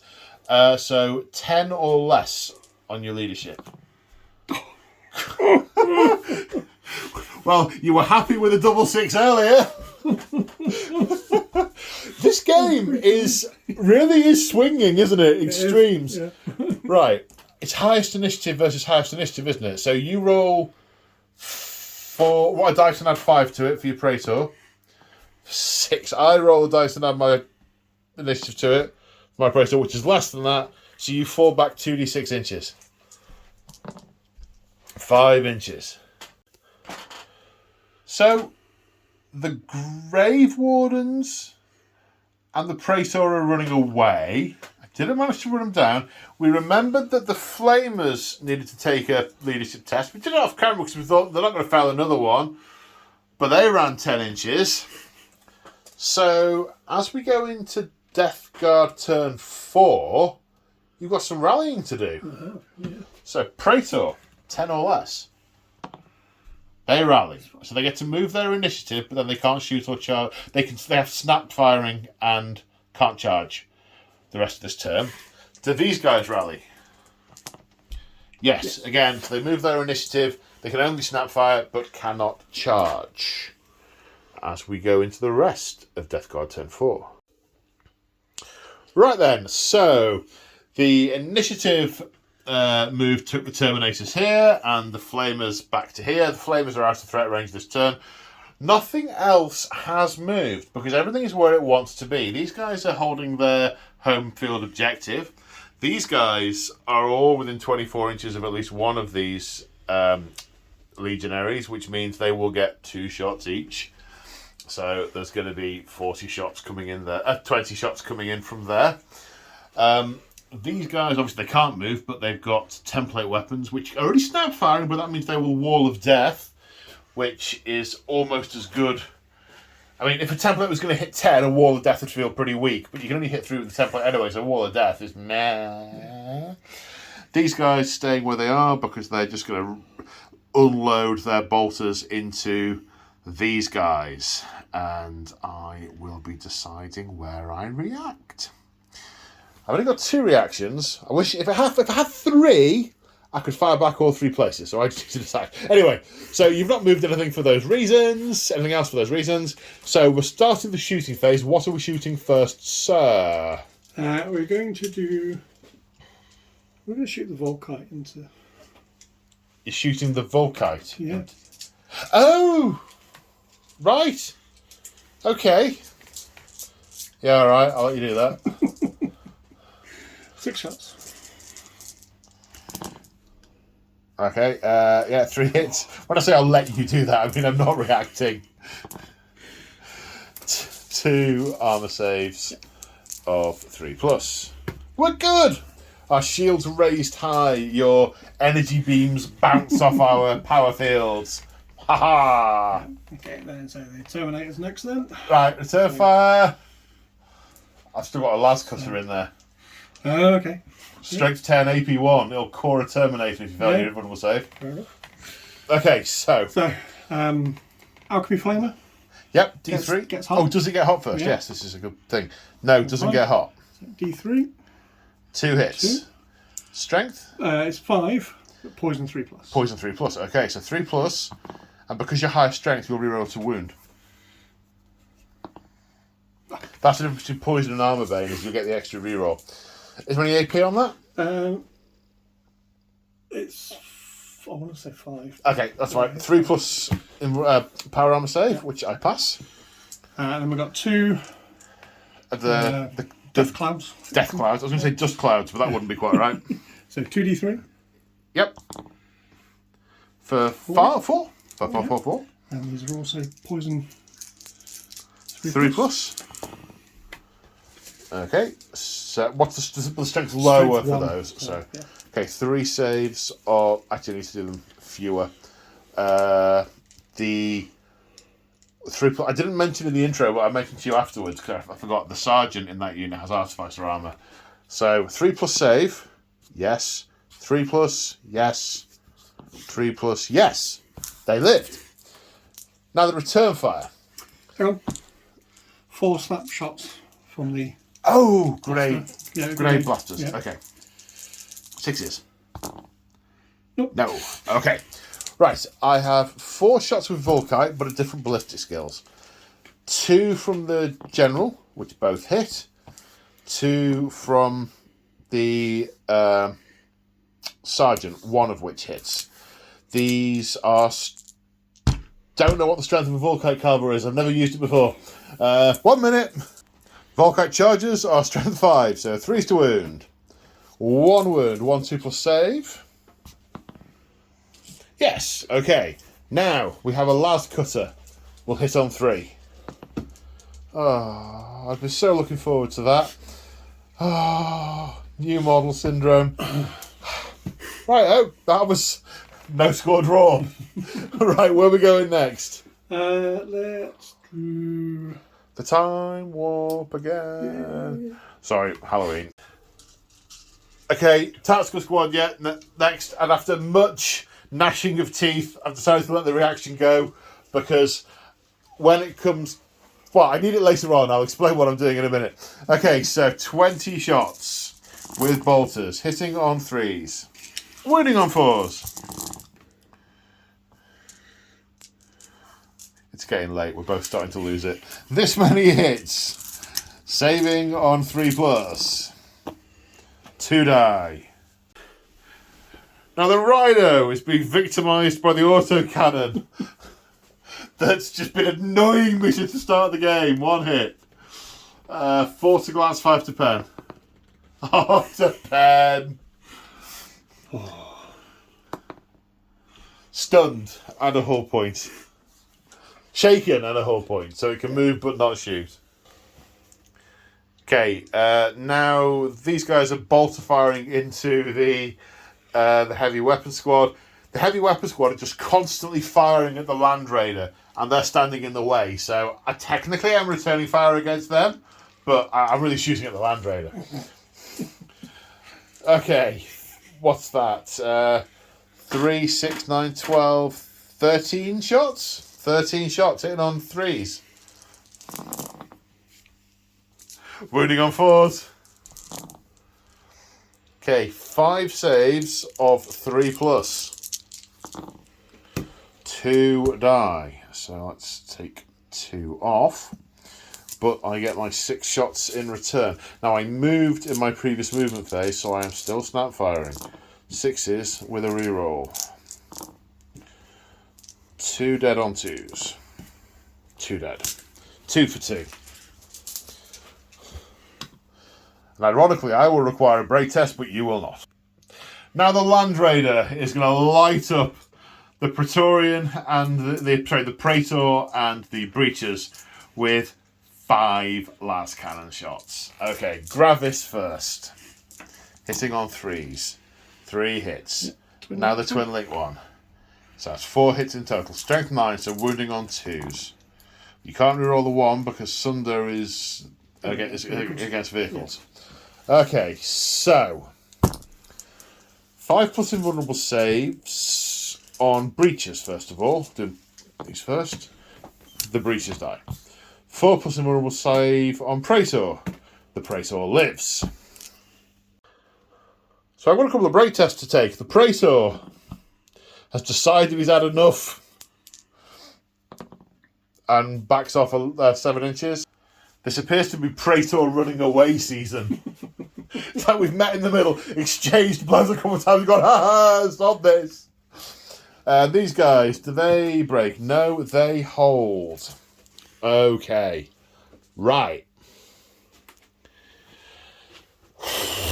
Start of my turn 5. My turn 5. Right, does he rally? Yes, he does. He gets his initiative move and then he can act as normal because he can see himself because of his warlord trait. Huzzah! So at the end of my movement phase, this tactical squad has advanced into no man's land. Maybe I'll take one of these with me. Who knows? The Rhino, on the other hand, has rushed off back here into my deployment zone to start sending telemetry data out of the combat zone back to the fleet and secure my home objective because it's a vehicle. But you know it might get shot in its rear armour of paper by that autocannon that can still see it and is probably still in 48-inch range. Oh please, Emperor, no. These guys, I might have done better bringing them round here and shooting at the Terminators or trying to have a go at these tactical Marines, but those are anti-tank weapons. Their job is to kill the tank. They're going to kill the tank. At this point, the materiel is important in this conflict, and the more... We have lost. We are not getting out of this zone with our skins intact, so we want to do as much damage as we can to the enemy before we die. As a result, Land Raider kill. That's the plan. Speaking of which, evading. So you're evading. I'm going to evade. You're evading. Oh, you scum. So, right. So we've already measured. One of them is not going to be in armor bane range. 3 of them are. The decision was hitting on 3s and re-rolling, but only glancing on 6s, or getting into armor bane range and trying to get a pen. So either way, it's hitting on 6s, but twin linked, so for a reroll. So the armor bane one hit. The non-armor bane one with the reroll doesn't hit. 2d6 plus 8 for 19 is a pen. Evade on a 5+. No. Well, you already did that earlier. You know, I'd have got you earlier if it wasn't for that. So, how big is the explosion? 4 inches. Gets at least one of those Volkites. Does he get them both? No, just one. No, just one. On a 2? Yes, it's wounded. Armor saver 3+. No. Okay, so a dead Volkite and a destroyed Land Raider. Oh, right. Yeah, but No, it's wrecked. It's wrecked. Correct. Yes, I need to see if I've blown it up. Which 5 plus 2 for AP1. I have blown it up. So yes, it will explode and will kill that. Yes, sorry, it's getting late. It's almost Saturday. Right now the tactical, or is it Saturday? No, not quite. Not quite. Okay, right. The tactical squad. I'll try and kill the flamers. Rapid fire from everyone apart from the sergeant who's got a plasma pistol. The plasma pistol hits, breaches on a 4, kills 1. And then we have 2, 4, 6, 8, 10, 12, 14 shots from the rest of the unit, hitting on 3s. Whoa. 13 hits, wounding on 4s. 12 wounds. That's where all my luck's coming in. Killing those guys. Just for the flamers, isn't it? Just for the flamers. 1, 2, 3, fail, plus the one that died earlier. 1 left. 1 left. The Sergeant lives. And the Praetor is charging the Praetor. 6. That doesn't look promising. Well, we're going to live measure. Nope, he's short. Moves forward 3. And that's my turn. That's my game. Deathguard turn 5. Deathguard turn 5. Oh, does he run away? Not quite Deathguard turn 5. He runs away! Every time. But not very far. He runs away 4. Does he rally? He rallies. Yes. He moves back 4. He really can't make up his mind. Right. Rest of Deathguard turn 5. So no movement in the movement phase. Everyone is where they want to be, holding their home objective, holding the centre field, ready to shoot at these tactical marines, ready to attack the Praetor, ready to attack those heavy marines. Everyone is where they want to be. Speaking of shooting, where are we starting and what are we shooting? We're going to go Volkite into you. Oh, he's still there. He's still there. Yeah. Costing me points. Okay. 3 shots, 2 hits. Winning on 3s. 2 saves of 2+. Yes, we're fine. Screw you, Volkite guy. Been better off here, but. And then we'll do Terminators or shoot. Terminators shooting the Praetor. Yep. Okay, so you're going to get basically 3 hits. You're going all your template weapons are going to hit, plus your shooting weapon will shoot. Yeah. So I'll do the gets hot on the chem flamer. That's fine. Yeah. And then we've got 3 poison. 3 pluses. 3 pluses. No, do them separately. One of them will re-roll to wound. Because the chem flame is high strength. Okay, so 2 normal ones. Okay, so one of those wounds. Now that one will re-roll because it's higher strength. Yeah. Right, 2 saves, 2+. Passed. And then 4 assault shots. Yep. 2 hits. Strength 6. Yes. It was earlier. There were 2 shots, strength 6. Yeah. Oh, I think it was earlier anyway. Can't remember the AP, but that's a fail. 1 is a fail. Oh, where's his wound dice gone? Have I picked it up? Probably. It looks like it. Well, he's got 1 dice left. Yep. He's got 1 wound left to do it. I need to. My Praetor does actually have a gun. Really? Yeah. Is it a bolt pistol? He has a grenade launcher. A crack grenade, assault 1, strength 5. Yep. Okay, hitting on 2. Hits. Yep. Strength 5, running on 3. Yes. Save a 2+. Yes. We're all good. Okay, cool. So now attack Marines into the... Right, attack Marines. Okay, yeah. I'm going to return fire. Because the Land Raider's dead, now they're shooting at the Terminators, and the Tactical Marines happen to be in the way. Waha! 7 shots. Yes. Hitting on 3s, 4 hits. 4s. 4 to wound, 2. 3+ saves. You got 1. Kill that guy. However, 4 shots back. 6s re-rolling. 2 of them have... Oh. 1 dead.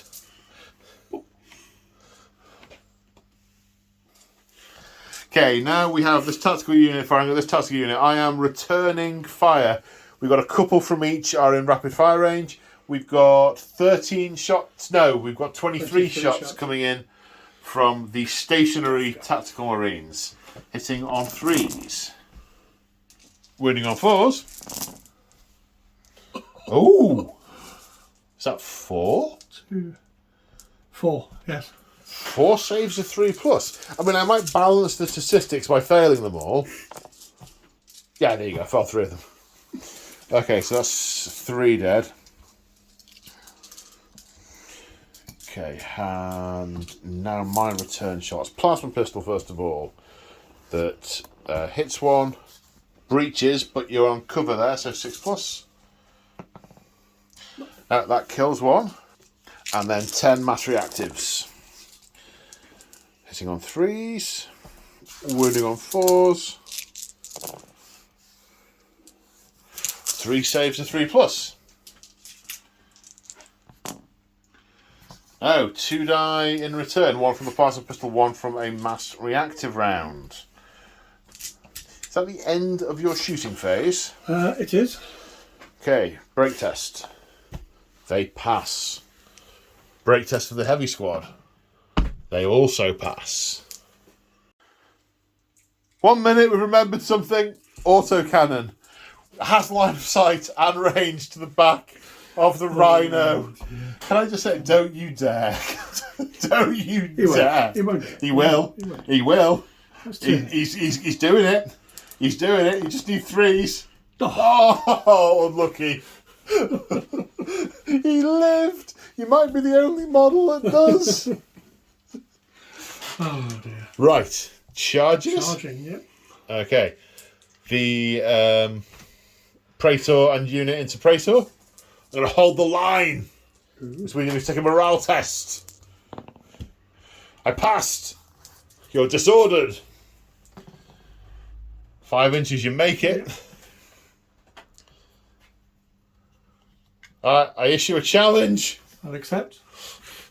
Well, sorry, I really should wait for you to have the opportunity to issue the challenge. Well, but given it it takes your power fists out, it's yeah. Well, I'm doing it if you're not. So yeah. Oh. Yeah. Yes. Challenge. So we've got 4 attacks each, hitting each other on 4s.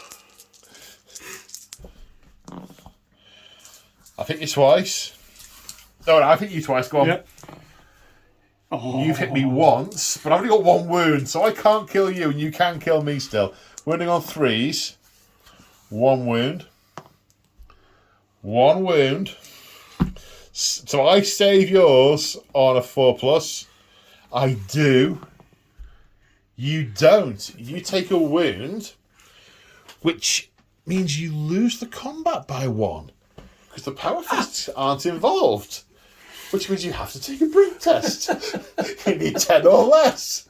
It's not like the theme of today's game has been Praetors running away. Oh.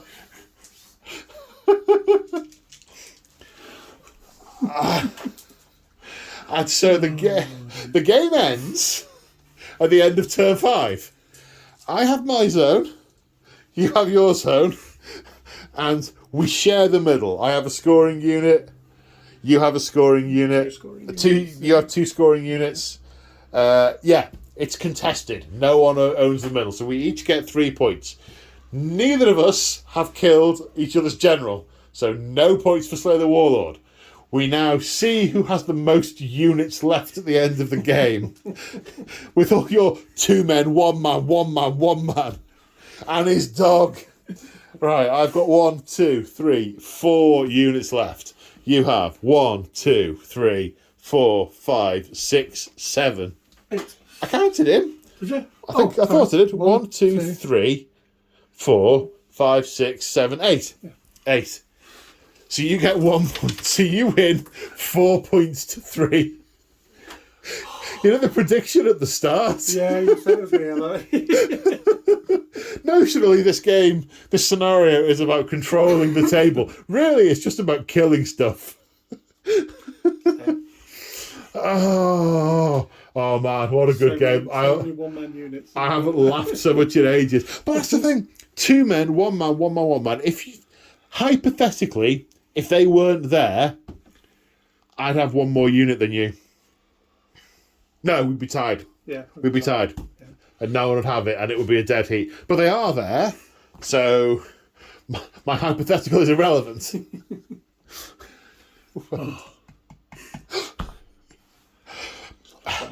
I'm kind of a little bit lost for words. That was a lot of fun. And I guess I did lose a lot of models. Look at my dead pile. In the end, in the middle, I was really quite worried But the Deredeo really did some work for me. Star player, definitely. Yeah. Not much else of mine actually did anything. I think if you take out the Deredeo, I think you've got more than half your army left. So the story on the Promethean world is that the Deathguard wrestle control. Well, I say wrestle control of it. We both came here to take control of it. The Ultramarines have been driven off. The Deathguard, a much smaller force remaining than they had anticipated. However, the Ultramarines forced to withdraw. They will need to come up with another theoretical to deal with the practical of the Deathguard controlling the Promethean refinery. I can refuel my Sicarans now. You can refuel your Sicarans. No. Oh dear, that was a really fun game. I can't believe how much things ran away from each other in the middle of the table. How many times dreadnoughts and power fists just totally fluffed against each other. And that's the thing I love most about this game is still having tactical marines, having legionaries in power armor with bolt guns firing at each other. You're not just wiping squads off, you're trying to push them back, make them run, make them withdraw, control the battlefield. It's not about point at this, delete that. That was a lot of fun.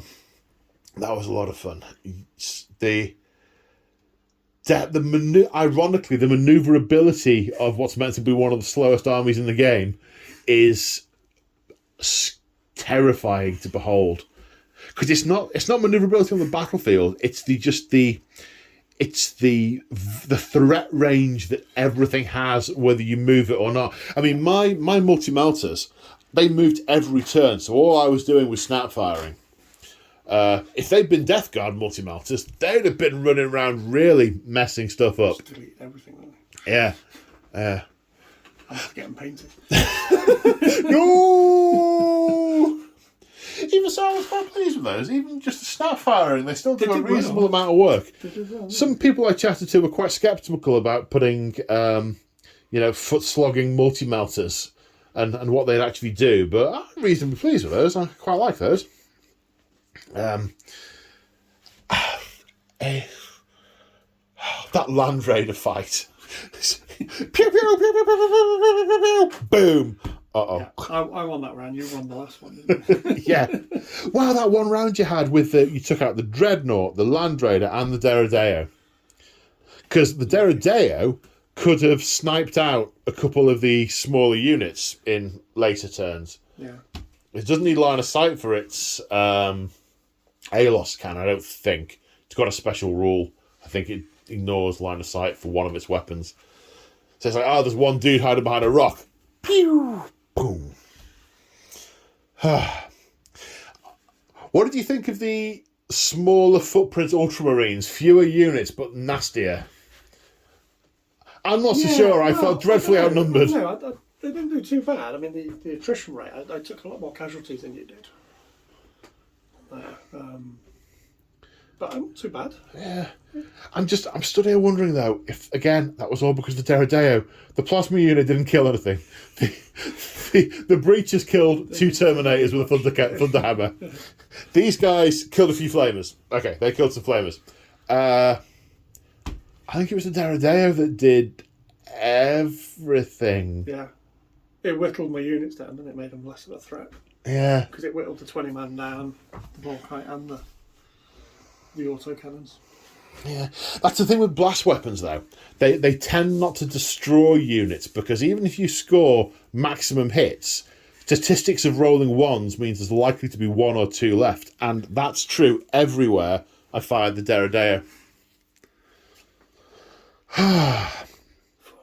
Good game. Well, very good game. Thank you very much for coming up and playing, sir. It's much appreciated. I'm sure there will be more battles on this world. Shout out to my channel members and Patreons for your ongoing support. You guys are absolutely awesome. If you want to support me, if you check out the description of this video, there's some details in there about how you can do that. There's things like affiliate links to Element Games. If you shop there, I get kickbacks. There's Patreon, where I periodically post pictures of my hobby desk. There's channel memberships. Level 1 gets you the hobby Discord. Level 2 gets you early access to my videos and periodic behind the scenes vids. But to be honest, if you have enjoyed the video and you've made it with us to the end, that is good enough for me. So thank you all once again for watching, and thank you, Mr. Muldis, for coming up and playing. Say bye, Muldis. Bye, Morris. Bye.